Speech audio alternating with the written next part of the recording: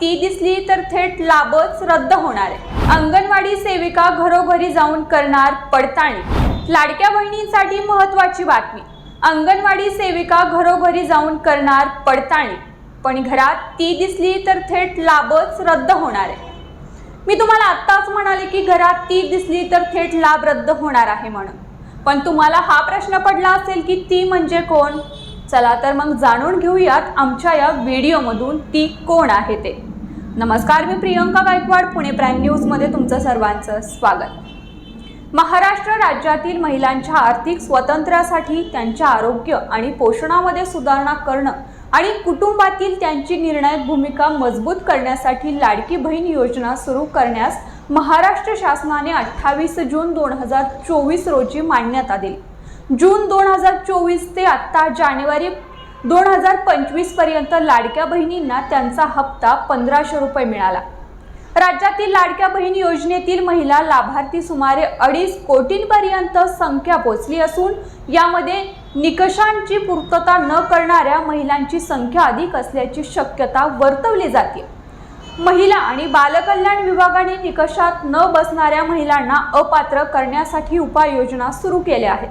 योजनेचे खरे लाभार्थ्यांना लाभ मिळावा आणि सरकारने निवडणुकीत दिलेल्या 2100 रुपयांच्या आश्वासनाची अंमलबजावणी करताना तिजोरीवर अधिक बोजा न येईल यासाठी सरकारनं खबरदारी घेण्याची चर्चा सुरू झाली आहे।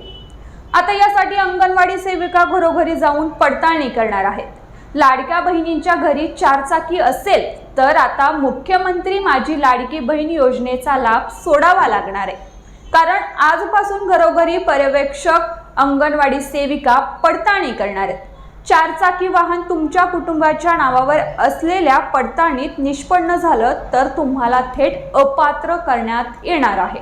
पुण्यामधील 21,11,991 बहिणींनी लाडकी बहीण योजनेसाठी अर्ज केला होता। त्या सर्व महिलांच्या घरी 4 चाकी आहे का याची पडताळणी केली जाणार आहे। त्यानंतर 4 चाकी असलेल्या बहीण अपात्र ठरणार आहे। महिला आणि बालकल्याण विभागाचे सचिव डॉक्टर अनुप कुमार यादव यांनी ऑनलाईन बैठक घेत राज्यातील सर्व अधिकाऱ्यांना लाडक्या बहिणींच्या घरी जाऊन 4 चाकी वाहन आहे की नाही याची पडताळणी करण्याचे आदेश दिले आहेत। तसेच परिवहन विभागाकडून वाहनधारकांची यादी घेऊन ती प्रत्येक जिल्हाधिकाऱ्यांकडे पाठवण्यात आली आहे। लाडकी बहीण योजनेचे काय आहेत निकष ते एकदा पाहूया। लाभार्थी महिलेचे वय 18 ते 65च्या दरम्यान असावे। कुटुंबाचे वार्षिक उत्पन्न 2.5 लाखांच्या आत असावे। कुटुंबातील कोणताही सदस्य सरकारी नोकरीत नसावा। तसेच प्राप्ती कर भरणारा नसावा, म्हणजेच टॅक्स भरणारा नसावा। संजय गांधी निराधार योजनेसारख्या अन्य योजनेचा लाभ घेतलेला नसावा।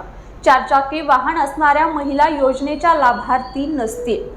विभक्त असणाऱ्या लाडक्या बहिणीला लाभ मिळणार की नाही हे देखील एकदा पाहूया।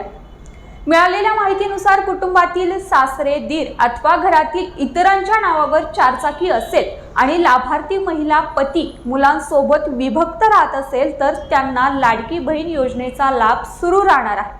त्यामुळे जर लाडक्या बहिणींच्या नावावर 4 चाकी असेल तर तिला या योजनेचा लाभ घेता येणार। तुम्हाला आमचा हा व्हिडिओ कसा वाटला कमेंटमध्ये नक्की सांगा।